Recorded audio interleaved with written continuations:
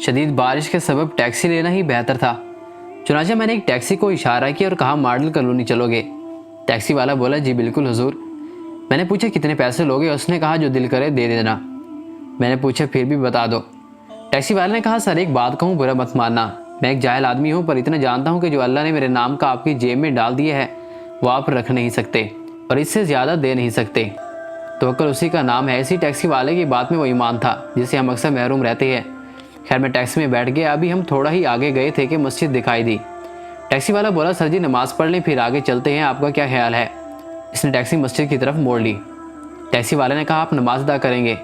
میں نے پوچھا یہ کس عقیدے کی مسجد ہے؟ میرا سوال سن کر اس نے میری طرف غور سے دیکھا اور کہا عقیدے سے کیا لینا دینا، اصل بات سجدے کی ہے، اللہ کے سامنے جھکنے کی ہے، یہ اللہ کا گھر سب کا ہے۔ میرے پاس کوئی عذر باقی نہیں تھا۔ نماز سے فارغ ہوئے اور اپنی منزل کی طرف بڑھنے لگے۔ ٹیکسی والے نے پوچھا آپ نماز باقاعدگی سے ادا کرتے ہیں؟ میں نے کہا کبھی پڑھ لیتا ہوں، کبھی غفلت ہو جاتی ہے۔ ٹیکسی والا بولا سر جی جب غفلت ہوتی ہے تو کیا یہ احساس ہوتا ہے کہ غفلت ہو گئی اور نہیں ہونی چاہیے تھی؟ معاف کرنا میں آپ کی ذات پر سوال نہیں کر رہا، لیکن اگر احساس ہوتا تو اللہ ایک دن آپ کو ضرور نمازی بنا دے گا، اور اگر احساس ہی نہیں ہوتا تو اس نے جملہ ادھورا چھوڑ دیا اور خاموش ہو گیا۔ اس کی خاموشی مجھے کاٹنے لگی۔ میں نے پوچھا تو کیا؟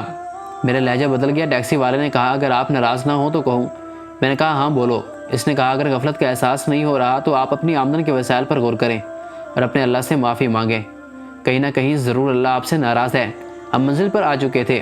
میں نے اسے توکل کا امتحان لینے کے لیے جیب سے 50 کا نوٹ نکالا اور اس کے ہاتھ پر رکھ دیا۔ اس نے بسم اللہ کہا اور نوٹ جیب میں رکھ کر کار موڑنے لگا۔ میں نے آواز دی وہ رک گیا۔ ٹیکسی والے نے کہا حکم سر جی۔ میں نے پوچھا کہ تم ان پیسوں میں خوش ہو؟ اس نے کہا سر جی مشکل سے 20 روپے کا پیٹرول جلا ہوگا، اللہ نے اس خراب موسم میں بھی میرے بچوں کی روٹی کا انتظام کر دیا ہے۔ میرے رونگٹے کھڑے ہو گئے۔ میں نے جیب سے مسجد 200 نکالے اور اسے دینے کے لیے ہاتھ بڑھایا اور مسکراتے ہوئے بولا سر جی دیکھا آپ نے میرا حق 50 روپے تھا اور اللہ کے توکل نے مجھے 200 دیا۔ وہ ٹیکسی والا تو چلا گیا لیکن جاتے جاتے اللہ پر میرے ایمان اور توکل کو جھنجھوڑ گیا۔ بے شک اللہ پر یقین اور ایمان ہی انسان کو اپنی منزل تک پہنچاتا ہے۔ ہمیشہ اللہ کی عبادت کریں اور شکر ادا کریں کہ اس نے ہمارے لیے ہر طرح کی نعمتیں پیدا کی ہے اور ہمیں کبھی اپنے در سے رسوا نہیں کیا۔ اللہ تعالی ہم سب کو عبادت کرنے کی توفیق عطا فرمائے، آمین۔